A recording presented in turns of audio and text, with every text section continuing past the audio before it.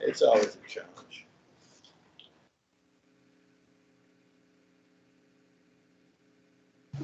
Team somehow just stopped working, so now it should be fine. When we start to share again, are we still? No, you're still sharing. Still sharing? I can see your slides here. So right now it should be fine. For some reason, your laptop said, I don't like the microphone, and stopped working. So if it does happen again, just let us know. Okay.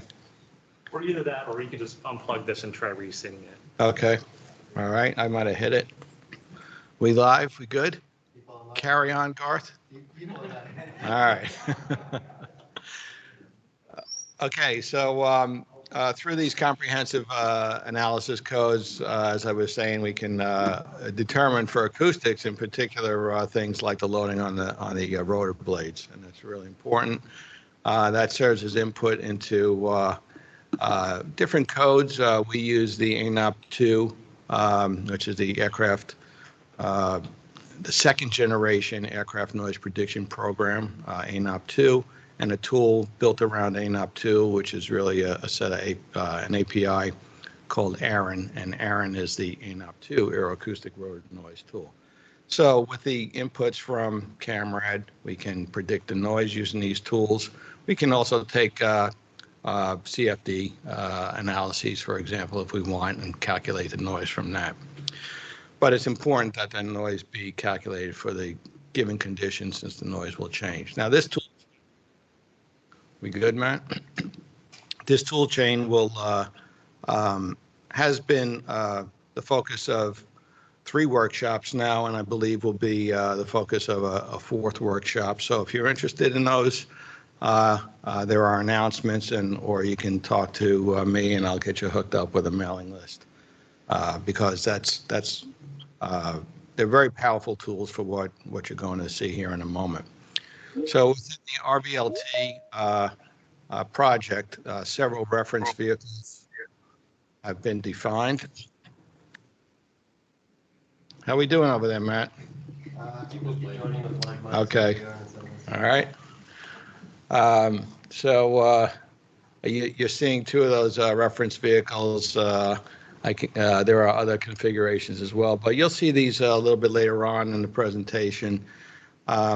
One's the quad rotor, which you can see three bladed rotors, 4 of them, quad, with a max speed of 109 knots, and a lift plus cruise configuration, which has got lifting rotors, 8 of them, as well as a pusher prop, and a slightly higher max airspeed. And depending on how this is trimmed and how this vehicle is operating, in particular, we can get a lot different noise. And so we want to understand those characteristics and what the trade-off is between performance and acoustics. So both of these vehicles have been sized for 1,200-pound payload. I believe Kevin Ancliffe, Rich is here. I was on one of these papers, I think the second one. What do we do with this information? So we have our vehicle defined through NDARC. We're saying, what's the operating state? How fast is it flying? What's the climb angle? Let me trim the vehicle to that condition. Tell me what the loading is on the blade, among other things, and the motion. And that serves as input into our acoustic analysis. Here we're using the ANOP 2 Farasat Formulation 1A, which tells us the periodic loading and thickness noise. And you'll hear that in a short while, what that actually sounds like. And as well, a newer module for the self-noise, the broadband component, which we have found to be very important in terms of the perception of that sound. Now, in the future, we may add other components to this, to the noise prediction, for example, electric motor noise. And that's some work that's going on by our colleagues in NASA Glenn. And we can save off the result in a restart file, that the result being the source noise hemisphere. Actually, I'm not, there we go. I'm pointing at my own screen, sorry about that. A source noise hemisphere, which in the case of loading and thickness noise can be highly directive. This is for the quad on cruise, and not so directive. This is actually a dipole configuration for the broadband self noise. So as I indicated, The trim affects the noise, and you can see the quad, irrespective of the speed, is being trimmed in the same manner as shown. But the Lift Plus Cruise is being trimmed differently for different speed ranges. So on takeoff, it's the lifting rotors only that are active. In transition or in the mid-speed, it's the lifting rotors plus the pusher propeller. And then finally, as it transitions to wing-borne lift, the lifting rotors are cut off, and it's all pusher propeller.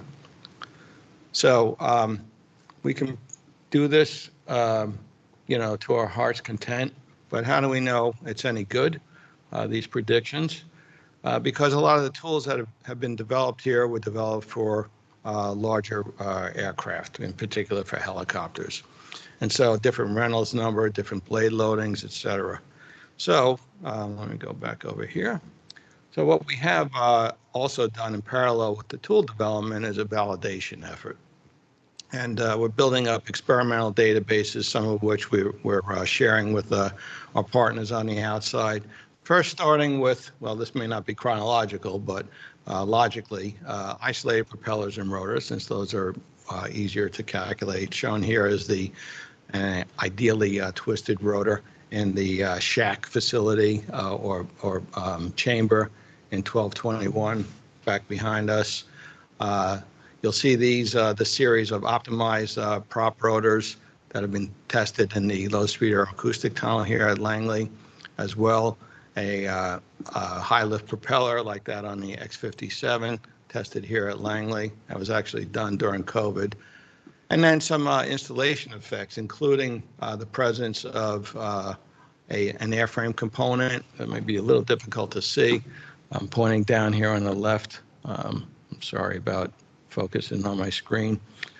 So that airframe component, say, could be the strut of that quad rotor, for example. And so that introduces an unsteady loading on both the strut and on the rotor. Shown in the middle is a pusher configuration. This was actually done in the NASA Ames 40 by 80 tunnel, and it's a little bit difficult to see, but there is a propeller behind the wing, and then an attractor configuration to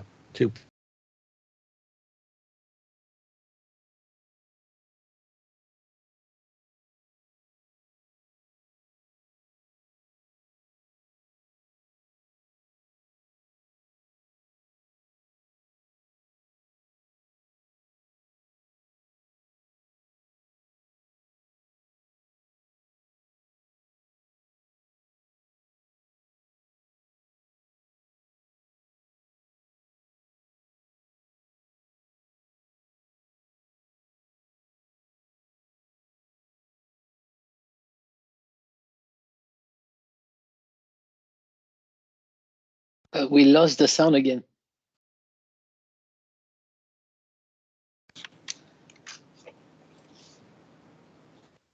Perfect.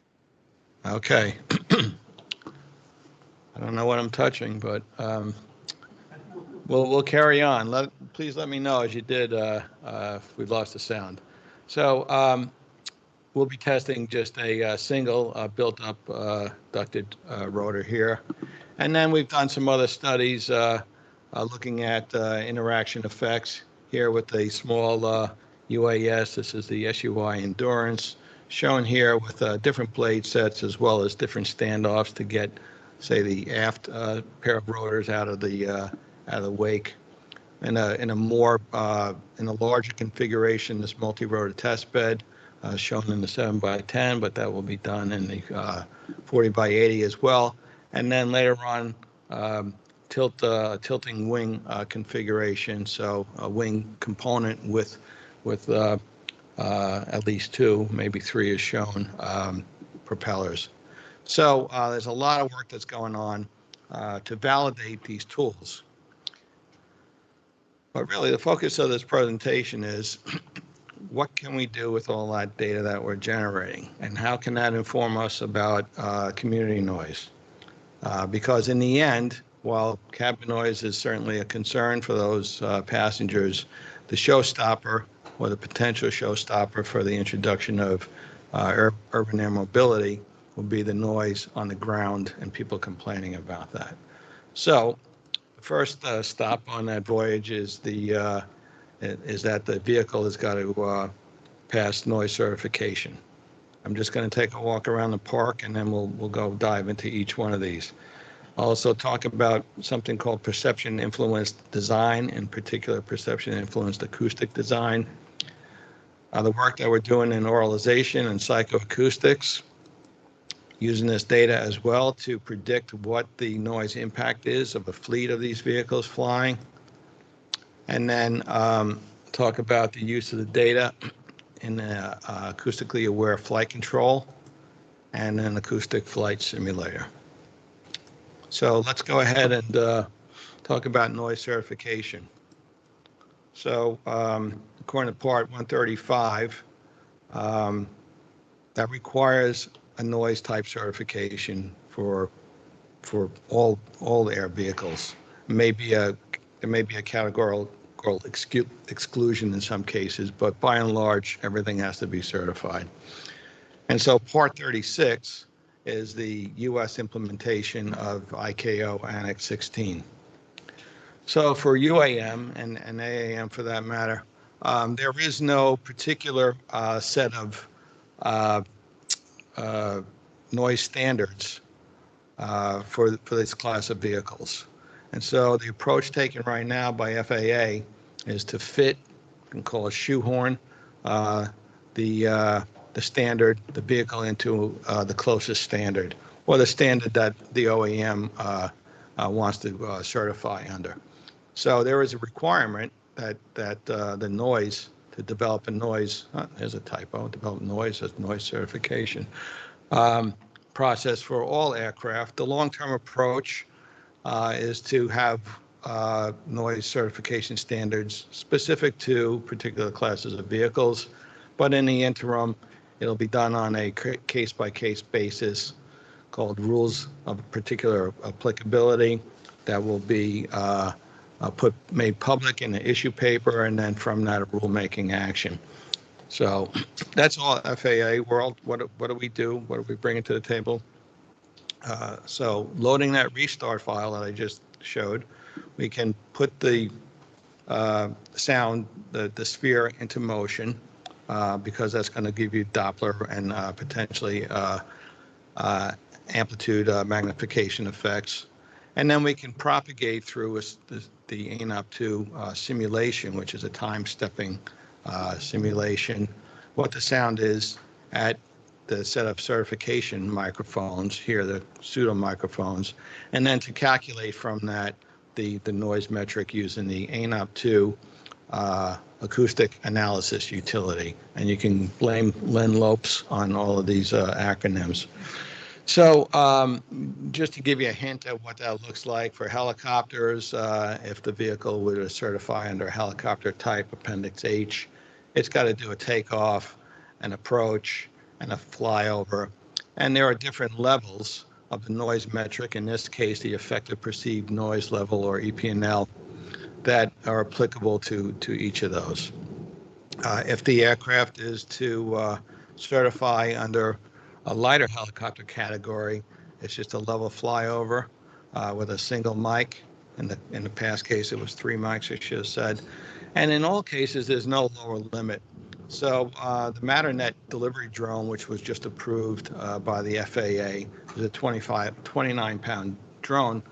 And you can imagine that 500 foot or close to it altitude, it's not making a lot of noise at the ground. And so this is one of the areas where they make an exception to the rule, and we're going to lower the aircraft, and I forget exactly what altitude it flew at, to get a good signal of noise that they can then use for certification. So this was done under the so-called rules of particular applicability. And then finally, you might have a tilt rotor, which has got different ranges. The other thing I neglected to say here is, in all three cases, is that the maximum, the noise limit is associated with the maximum takeoff weight. So we can use our tools in that noise sphere in the design process. You don't want to develop an aircraft only to find out that it's not going to meet cert, to to inform us and guide the design appropriately. Okay, now we'll talk about something completely different, perception influenced design. Really, perception influenced acoustic design. So we can start out with the back of the envelope design that's easy to fab, test, and for which we can release data. And this C24ND is one such design. It's called the helically twisted rotor, and it uses the free stream velocity and the RPM only to get the performance measures of thrust and efficiency. So we can test that in a low-speed aeroacoustic wind tunnel and have done so. This is test data with the again, I'm not pointing on the right screen. The lower curve being the background noise in the tunnel, and we can analyze it using the same set of tools that we're going to use for optimization, but we're not optimizing here. And you can see that we're doing pretty well with the tonal component. There was no prediction here for the broadband component, which you can see at the higher frequency more readily. And then in a design optimization cycle, where the start quantities here are the optimized quantities. This is done within the OpenMDAO framework, with the aero being computed or can be computed either using blade element, momentum theory, vortex lattice, or CFD, and the acoustics using, for this analysis, that Ferrosat F1A formulation, which only gives you, the periodic loading and thickness noise, the tonal noise. So keeping the objective function here as the efficiency, we want to make that blade as efficient as possible. The performance constraint here is thrust, so make it efficient, yet not sacrifice thrust. And then gradually introduce an acoustic constraint here that will lower the efficiency incrementally, but also lower the noise in the process. And we can get a Pareto front from which we can do a trade of acoustics versus efficiency. And so in the middle here on the bottom is a figure of the resulting design, the chord to radius ratio on the y-axis, and the radial station on the x-axis. So we can then take that optimized propeller, which we've done, and put it back into the tunnel, and we get our validation data. And it does a pretty good job at the blade passage frequency, the fundamental, which is obviously the highest peak. So we've done that for the 4 propellers. The SU2 was optimized using the Stanford SU2 CFD code. And then the cruise optimized prop rotor, 3-bladed version, and the 5-bladed version. And you can see here that as a kind of byproduct of looking at the acoustic data on the bottom, a byproduct of this is that the broadband noise has been reduced in most cases as well. But that was kind of not intentional. So what's being done now by Len and Nick Zawodny and Dan Ingram at NASA GLEM is to introduce the capability of optimizing not only on the periodic noise, but the broadband noise as well. And then you can just see, without going into the detail here, what that does to the performance. I just want to keep moving along to keep us on track with the time.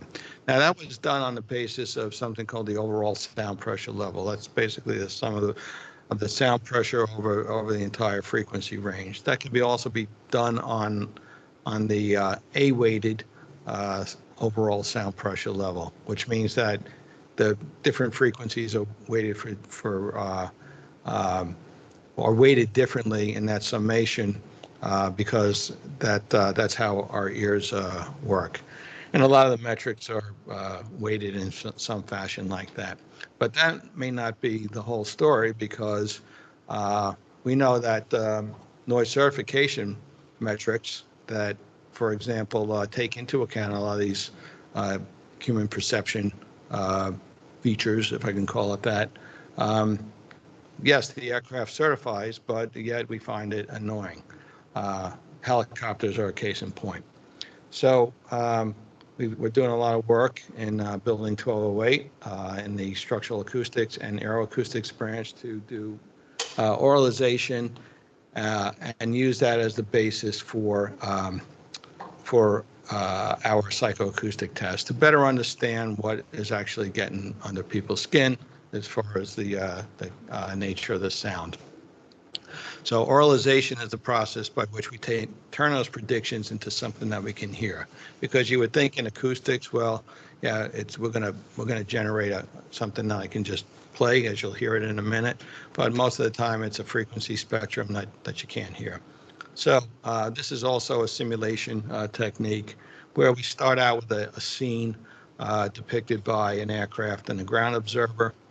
We're going to let the aircraft fly a little bit.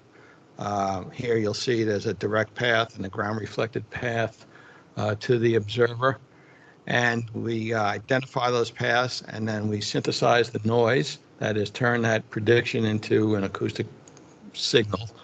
So that's the red line, audio, in other words. And then we need to propagate that to the ground, and we propagate that through models that describe the spreading loss, atmospheric absorption, the ground reflection, and so on. And this amounts to casting these as a gain, time delay, and filter. And through a little bit of DSP magic, which I won't get into, we propagate that to the ground, loop over that, and voila. So anything that you want to know about the oralization process, you can find in that reference up there. Recently, we've developed two new techniques applicable to urban air mobility noise. One is an advanced technique to allow us to do the periodic noise. And I won't go into all the detail here, but it has been implemented in a plugin for the NASA oralization framework, which I just described a moment ago. And we'll see if our sound still works. So you saw a picture of what that periodic sound looked like in terms of the distribution.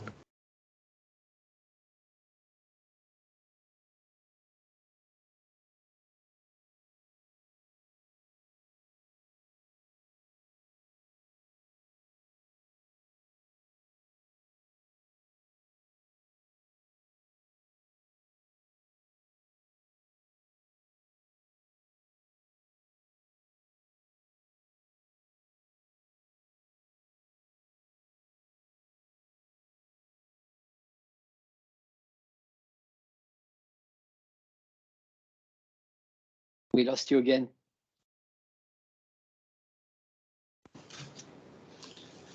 But that spectrum relates at the blade passage frequency, and is a characteristic that we found is important perceptually.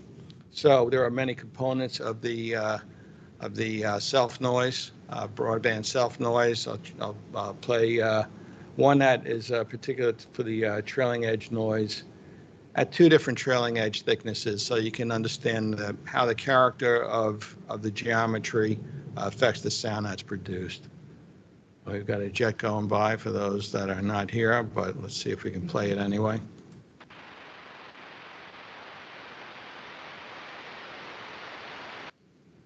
And so that was the 1.8 millimeter, and then the 7.2 millimeter.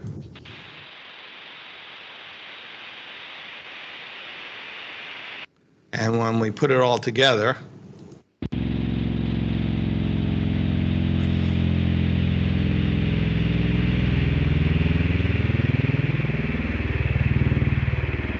so since everybody, all the OEMs are basically not letting a whole lot of information out now, the best that we can do in many cases is to synthetically produce these noise signatures so that we can go into our laboratory and expose subjects, as shown here, to the noise and get some annoyance rating, for example. And we've done that recently with a test that was just completed this summer to investigate how annoyance varies with sound quality.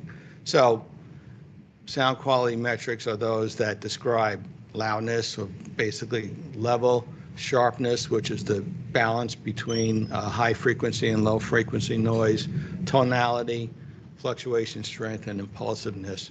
And we're currently chewing on that data, and it was recently presented at the Acoustics Technical Working Group meeting, and will be further elaborated on at the NoiseCon meeting next year. We're currently getting ready to test, to do this test of noise and numbers, to investigate how the annoyance varies between, with the number of operations, the spacing between operations, and to a lesser extent, the makeup of the fleet. And then following that, in September of next year, understanding how the annoyance varies in the presence of a masking noise. So you can imagine if you're in a very loud environment, you may not even hear the vehicle coming through. And as you reduce that noise, then you'll hear it. And we want to understand, well, what's the discount of in terms of annoyance by the presence of the of this masking sound, which is everywhere. Just comes in different forms. So this is all in the lab in 1208, building 1208 here at Langley in the exterior effects room. In part due to COVID, we went about developing a remote psychoacoustic test platform. So this is a cloud-based type of platform where it's run off of an implementation of the on a NASA cloud service. The sound is delivered to test subjects sitting in their home, hopefully in a quiet space. They're listening to this over headphones and clicking through the process and giving annoyance ratings as they go along. And so the first test of that, the feasibility test, was conducted in and just finished in October. And preliminary look at the data says that it was able to in large part reproduce the findings of an earlier test with the same stimuli that was conducted in the lab. So that gives us confidence going forward. And in 2024, we'll be focusing on UAM sounds to look at different things, and we're not quite sure what we're going to look at yet. One of those might be how the annoyance varies between different communities, how it varies between vertiports, number of operations, different soundscapes, et cetera. So a lot of work going on in this area, but the main idea here is that through this, we can come up with an alternative acoustic constraint in that perception influence design. So yes, we can design it and optimize the noise so that it meets the certification metric, but we can do better than that. We can understand and infuse in that design what we know about our response to that noise. So it's pretty cool stuff, and stay tuned for more on that. How are we doing on the time? Okay, so another use of this noise is to understand how what kind of footprint might these aircraft put on the ground in terms of the noise exposure. So there's Part 150 of the federal of the FAR Part 150 that is used to help us with land use planning. So if you are in the vicinity of an airport, for example, we want to know what the noise exposure is so that you can zone, so that localities can zone. Not put a school right, on the threshold of the runway, or a nursing home or something else. So there's a lot of regulatory framework that goes into that. And this aviation environmental design tool is the required tool to perform those noise assessments. However, and there's a lot of words here, I apologize for that, but I'll just hit the main points. You can read it if you want. The main idea here is that this ADT tool was developed largely for application to large commercial transports operating in and out of large airports. And so it's not set up to do UAM operations. And we've had an activity going on, which I've been personally involved in, trying to understand how can we use this mandatory tool that's dictated by federal code to understand what the noise impact is or noise exposure is on the community. And there's reasons cited here. I'll just save the time and not get into it. But briefly, we've developed the means of generating the data. So this is data that is derived from those source noise hemispheres that is needed in this AEDT tool. That's called noise power distance data. And we've done that for both fixed wing, when modeling the aircraft as a fixed wing aircraft type with an AEDT, and as a rotary wing aircraft type. And we've developed as well the means of modeling those aircraft as those types within AEDT. And we're currently working on hybrid mode to kind of take advantage of the best of both worlds, because there's compromises all along here since the tool was not designed for that purpose. And then we're also undertaking or developing best modeling practices. So in a nutshell, how does this thing work? We have a scenario. So this scenario here is, it's about 10,000 operations over a multitude of routes in the Dallas-Fort Worth area. This was provided to us by our colleagues working in the Air Traffic Management Exploration Project. So we want to have to identify the routes, the trajectories, and the flight conditions. Here there are 46 vertiports, again in the Dallas-Fort Worth area, and 4 storage facilities. From that, we need to determine the operational state. So this plot of airspeed versus the climb angle is essentially the plot of the flight envelope.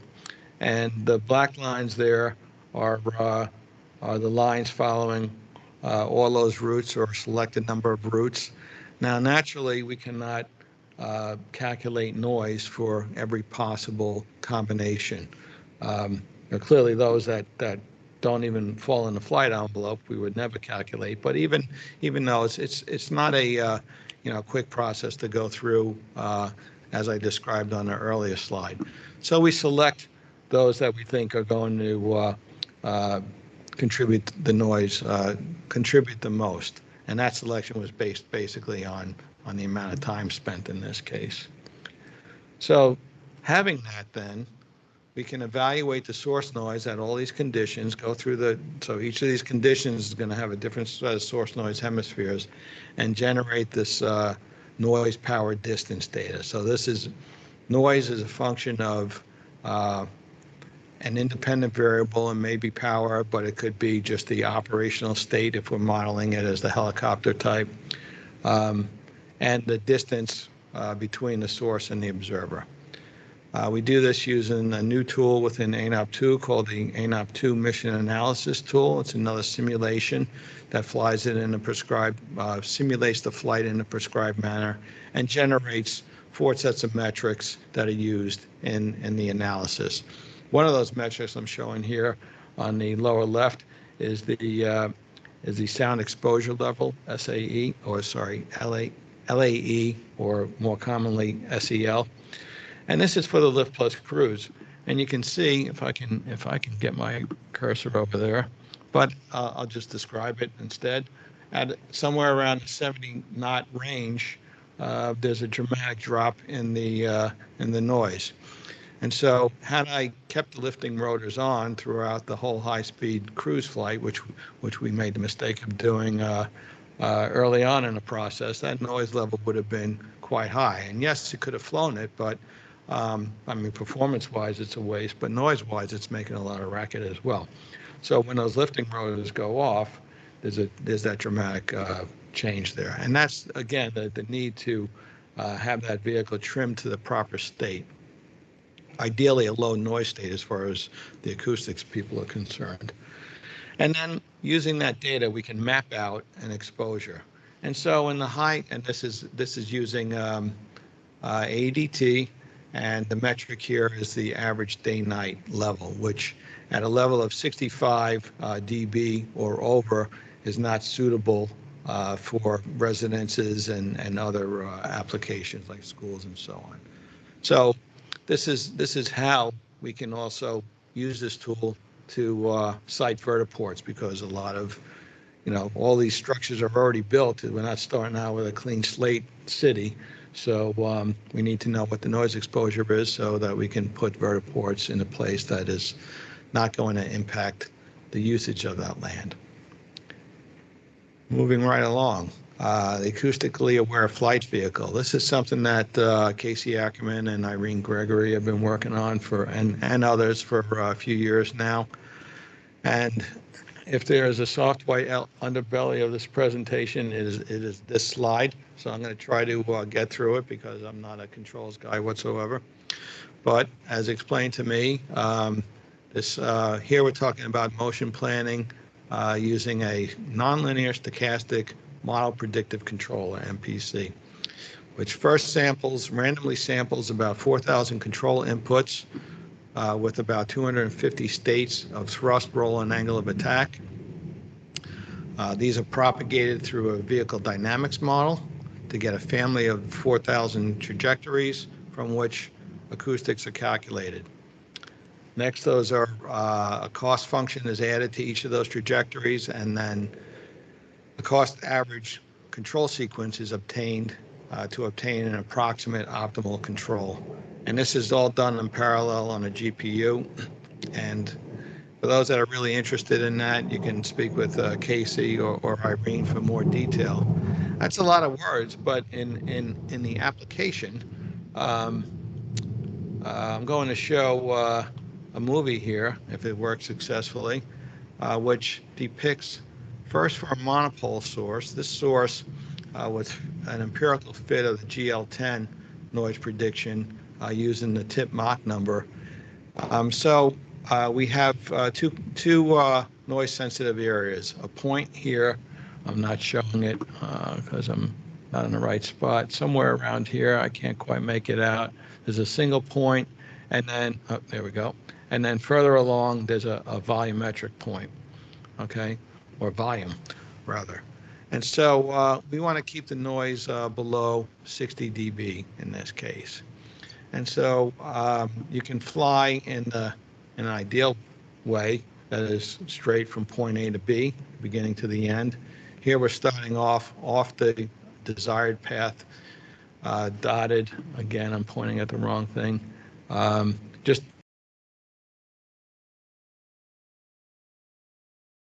And you'll see the difference here between the path that is acoustically constrained, such that we keep the noise below that 60 dB, and the one that is not. So let me go ahead and do that. And just to give you an idea what the control is doing here, we've got, with this monopole source, we can do a couple of things to keep the noise down. We can move further away, or we can lower the RPM, which lowers the tip Mach number and consequently the noise. So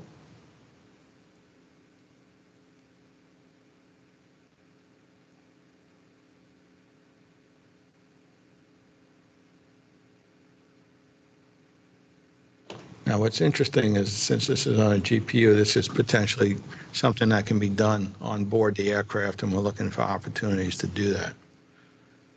This is very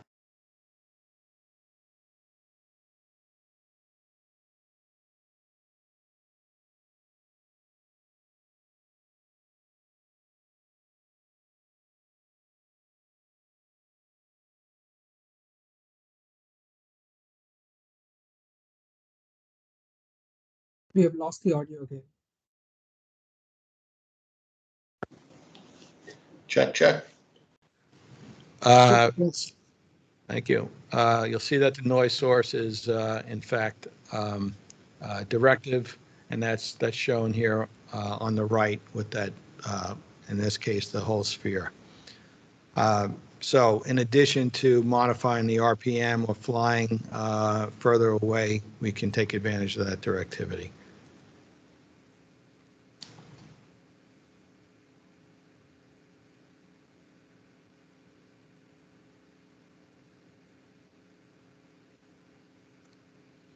And if you saw the plot of the sound pressure level at the 2 points, you would see that it does, in fact, stay below 60 in the case with the acoustic constraint, and goes well above in the case that is not. So that's pretty cool work that they're doing, and hopefully one day we can see that implemented on flight. And then lastly, on our Wheel of Fortune, we have the acoustic flight simulator work. This is work that Anna Trujillo and Dan Hill have been working on. First in a helicopter application, and that's shown here on the left side of this slide, where we have a pilot in a simulator. That simulator is providing control outputs for the different stick inputs, and we use a program or an analysis technique called FRAME, developed by one of our colleagues who's now at Penn State. That's a fundamental rotorcraft acoustic modeling from experiments. So there's a parametric model. Using those inputs, we can rapidly tell what is the noise generated for that. And so the purpose of this was to instruct pilots on how to fly, and actually the name of the program is Fly Neighborly, to understand how their flight operations are affecting the noise on the ground. And it's been demonstrated on many occasions, and works quite well. There are various meters for the pilot from left to right: acceleration, speed, pitch, altitude, and rate of climb. I'll just show a little movie here about how that works. So as the aircraft is flying, you can see that noise footprint changing. And as it turns out, things like whether you're turning left or right, or accelerating in one way or decelerating in another, has a great impact on the noise that's generated. So this is a very informative tool.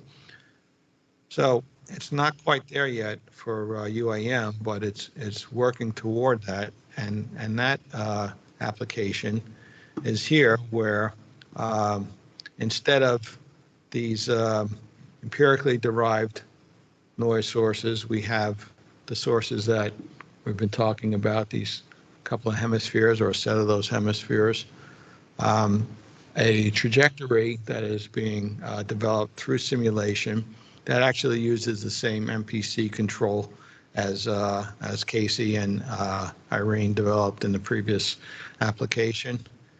And then through a tool called the Advanced Acoustic Model, it's a Volpe DOT model, can also give similar information.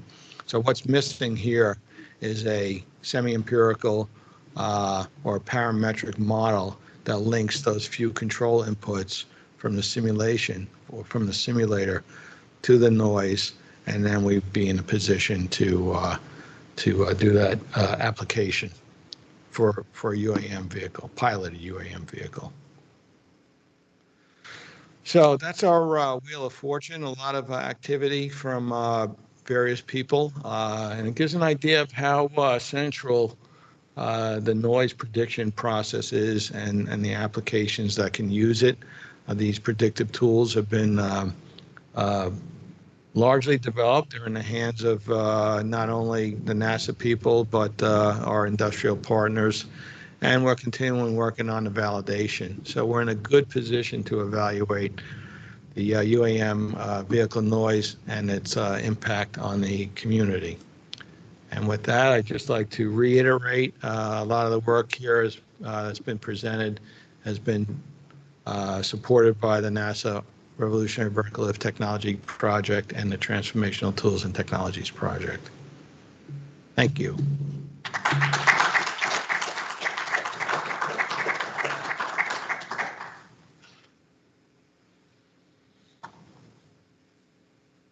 Work.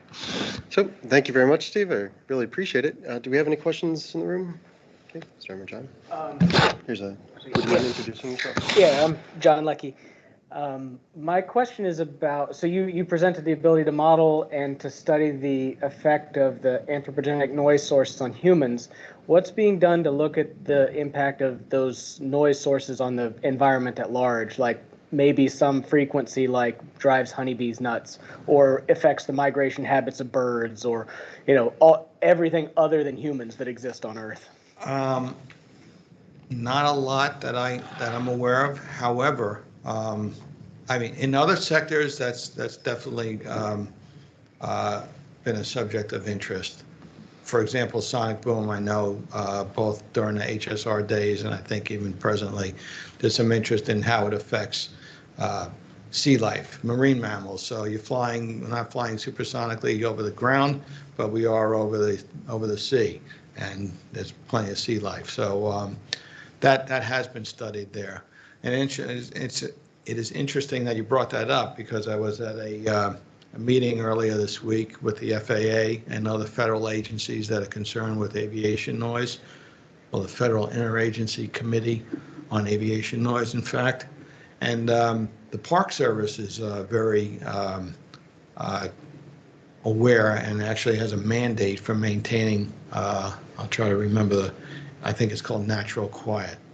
So that's not only for the purpose of keeping hikers in the back country, happy that they're not hearing planes going overhead, but as an additional purpose of maintaining that quiet scene, which at least indirectly has an impact on whether it's birds mating or whatever it may be, communicating, where's the threat, where's the food, what have you. So I think it's of interest, but to my knowledge, there's not a direct, I don't know of any studies presently that go to that point. Just it might seem like a good thing that we have expertise on 50% of that that could be paired with somebody on the biological side. There is a lot of work going on I talked about annoyance. There's sleep study, speech intelligibility, and that goes to learning rates with kids in school, for example. Marty? Yeah, so, Could you introduce yourself, please? oh, yeah, so my name is Marty Wazak. I'm a senior technical advisor in the Convergent Network Solutions Project. And so one of the things that CAS is really interested is convergence, so examples like what John just talked about, but also the transition of the technologies to users as quickly as possible, right? So it seems to me there's a lot of value in a lot of what you've done and you've got here. And you mentioned, sharing with the industrial partners, but I'm wondering, to what degree, I mean, there's hundreds of small UAV companies out there, right? And to what, do you have a sense of how many of them are actually actively looking at ways to mitigate the effects of acoustic impacts as part of their vehicle development technology efforts? Just curious. I would say, anecdotally, I know that it's being a potential showstopper. Right. They should all be concerned. Right. Many are concerned. Those that are not concerned are probably going to fail. Of course, a lot of effort is just getting the vehicle up in the air in the first place. But you really need there's no Band-Aid, an acoustic Band-Aid that you can apply to a bad design. So that has to be done in advance. Noah, do you want to take a stab at telling, do we know how many industrial partners we had, for example, at the workshop? You might want to turn your mic. I will say so. Push the button, top. Noah Schiller. So, Marty, you mentioned UAV. So our focus is really on air taxi. That's and fine. so the larger scale vehicle, as Steve pointed out, I think most of the manufacturers are aware of this issue and are actively working it or will be, once they, as Steve said, have the vehicles flying. On the UAV side, maybe not as many. I'm not really, I'm more interested in the economically viable large scale market, which is what you're addressing, that seems to me the important part. And to follow up on that then, is that how much expertise in acoustics is it necessary to understand how the results from these tools. They seem to be pretty. You brought it to a level where you have indices and things like that that are pretty easy to understand. But exercising the tools in a way and collecting the data in a way that you can do things like certification, and which I think is way more important as the community impact, right? Because it's the community that's going to either accept the technologies or not, and that's a key fact to scaling the industry. So is it something you need to have a specialty around? And then are there people out there doing that for as a service to these these companies that are building the vehicles, because they're really focusing on getting the dang thing up and operating and getting certification just to operate and fly. Okay, so there was a lot there. I know, I tend to do that. It takes a certain amount of expertise. It's not, there's no UAM Acoustics for Dummies book. Okay, so you need that expertise in order to utilize these tools effectively. And just like any other code or any other tool, garbage in, garbage out. So if you don't have that expertise, there are people around. Sometimes academics get involved that have that expertise, and they're called in as consultants and otherwise. But I would push back on this notion that, certification, noise certification is the lowest possible bar that you have to cross. And I made the example of the helicopters. Helicopter operations are restricted in New York, LA, and other places around the country, not because the aircraft don't certify for noise, but because they make too much noise even then. So, in fact, I meant that there is something called the balanced approach within the ICAO, which is trying to reduce the noise at the source, trying to affect the operations. I forget the different legs of the stool, but the one of last resort is to impose curfews and operational limits. And if that were to happen in UAM, and it may not be the FAA doing that in that case, it may be the localities, that could be the death knell. And that's what everybody's concerned about is, all right, yes, it'll pass, but and it's also another reason why we're looking at this noise and numbers issue, because it may pass, and one may not be so bad. But if I'm living near a vertiport and there, 2 operations a minute,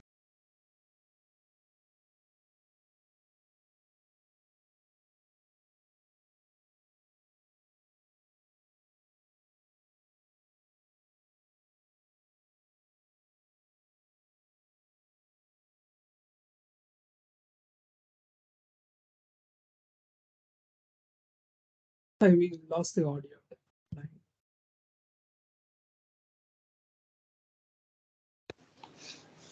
Do you have the audio back?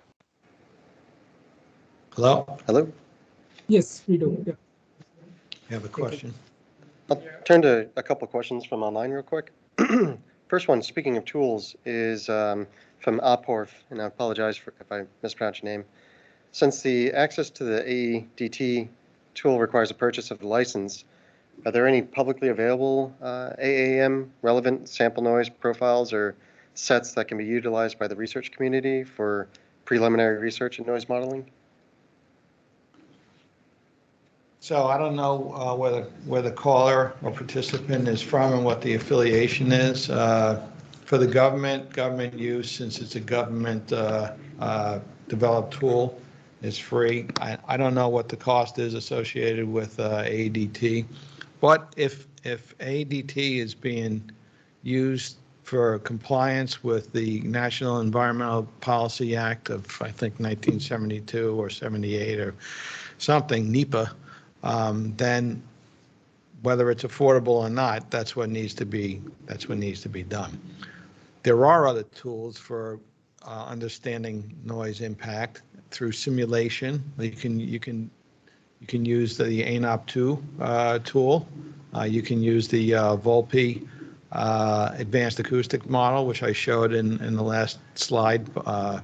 So there are other alternatives, but not alternatives to the federally mandated tool for compliance with NEPA. And then another question from the same person is, for the cloud-based virtual testing that you covered, how do you account for the differences in the speaker quality and properties such as volume, et cetera? We have a rudimentary calibration process, which involves adjusting the sound level, and this is all over headphones. Okay, so we're not relying on the speaker in the computer. So it's rudimentary. There's no spectral calibration. So if you have a boost in your headphone frequency response, we're not accounting for that currently.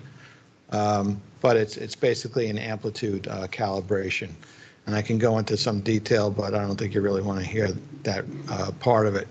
What I can say is, as a augmentation phase of that development, which we're just getting started on now, we are developing a calibrated platform that we control exactly the level, and as well pre-EQ the sounds, equalize the sounds for a specified set of headphones that would be delivered with the system. Now it's envisioned that we could potentially touch tens of thousands of people with this technology. So we can't afford to have that many platforms that we're sending out, but we do want to get an idea of where we stand. So that's that. We have a question behind you. Great, thank you very much. My name is Adam Yassine. Please introduce Yep, yourself. sure. I'm Adam Yassine. I'm an intern at the Flight Dynamics branch, and I'm curious, for multi-rotor vehicles, have you guys done any comparison acoustic studies for like isolated prop versus like having the whole multi-rotor vehicle powered with all the rotors spinning? Like, are there any like differences like when you combine the isolated? There's absolutely differences, and in that CAMRAD 2 or CHARM analysis, we are accounting for wake interactions from one rotor to the other, and we can also test for that in the validation studies in the lab. I pointed to one of them with the small UAS, the SUI Endurance. We are not accounting for a lot of other installation effects. For example, the installation of the rotor and the interaction with the wing, for example, all those predictions right now are absent of that effect, whether it's influenced in the source generation, and this is something that Kelly's very familiar with, called propulsion airframe aeroacoustics. So you can affect the source noise by that installation, and you can affect the propagation of that noise to the receiver. Thank you. We're deficient in that department. Yep, thank you. Any other questions from the audience? Going once? Okay. All right. Well, thank you for coming and enjoying the pizza and wherever you are out there.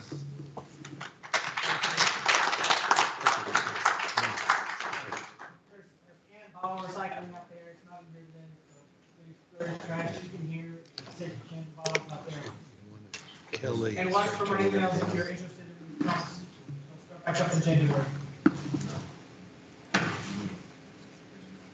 And there's more pizza if anybody wants more.